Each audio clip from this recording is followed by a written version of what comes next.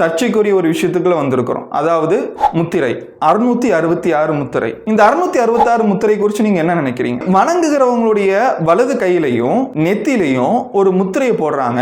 அது 666 இருக்கு. இங்க வலது கை நெற்றி இந்த ரெண்டுமே எதை அடையாளப்படுத்தக்கூடியதா இருக்குது? இதுக்கு முன்னாடி ஒரு விஷயத்தை நம்ம புரிஞ்சுக்கணும். வெளிப்படுத்தல் புத்தகத்தில் இது முத வாட்டி கிடையாது. வெளிப்படுத்தல் 7வது அதிகாரத்துல தேவனுடைய பிள்ளைகளுடைய நெற்றியில முத்திரை போடப்பட்டது. வெளிப்படுத்தல் 14வது அதிகாரத்துல தேவனுடைய பிள்ளைகளுடைய நெற்றியில தேவனுடைய நாமம் முத்திரை போடப்பட்டது, பொறிக்கப்பட்டிருந்தது. அப்போ இங்க யோவான் 2 பேருக்கு இடையில வித்தியாசத்தை ஏற்படுத்துறார். அதாவது பூமியில இருக்கக்கூடியவங்க பரலோகத்தை சார்ந்தவங்க, இந்த பூமியில இருக்கக்கூடியவங்க பூமியை சார்ந்தவங்க, மிருகத்தையும் கள்ள தீர்க்கதரிசியையும் பின்பற்றக்கூடியவங்க. இவங்களுடைய நெற்றியில 666 அப்படிங்கிற ஒரு முத்திரையும், தேவனுடைய பிள்ளைகள் கிறிஸ்துவால் தெரிந்து கொள்ளப்பட்டவங்க அவங்களுடைய நெற்றியில தேவனுடைய நாமம் பொறிக்கப்பட்டிருந்தது. அப்போ இங்க யோவான் இந்த முத்திரை எதுக்காக பயன்படுத்துறார் அப்படின்னா பிரிக்கிறதுக்காக பயன்படுத்துறார். நெற்றி அப்படிங்கிறது பொதுவாகவே நம்மளுடைய எண்ணங்களையும் நம்மளுடைய சிந்தனைகளையும் குறிக்கக்கூடியதா இருக்குது. யாரெல்லாம் அந்த மிருகத்தை வணங்குவா?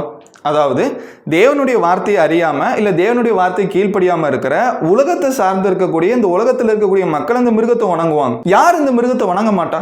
யாரெல்லாம் தேவனுடைய பிள்ளைகளா தேவனுடைய சட்டத்திற்கு கீழ்ப்படுகிறாங்களோ அவங்களாம் அந்த மிருகத்தை வணங்க மாட்டாங்க.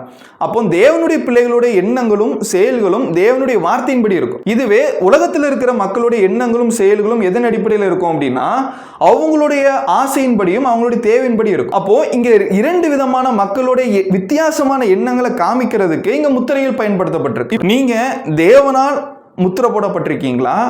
தேவனுடைய நாமம் உங்களுடைய நெற்றியில முத்திரை போடப்பட்டிருக்கா? இல்ல இந்த உலகத்தினுடைய முத்திரையை நீங்க தரித்திருக்கீங்களா?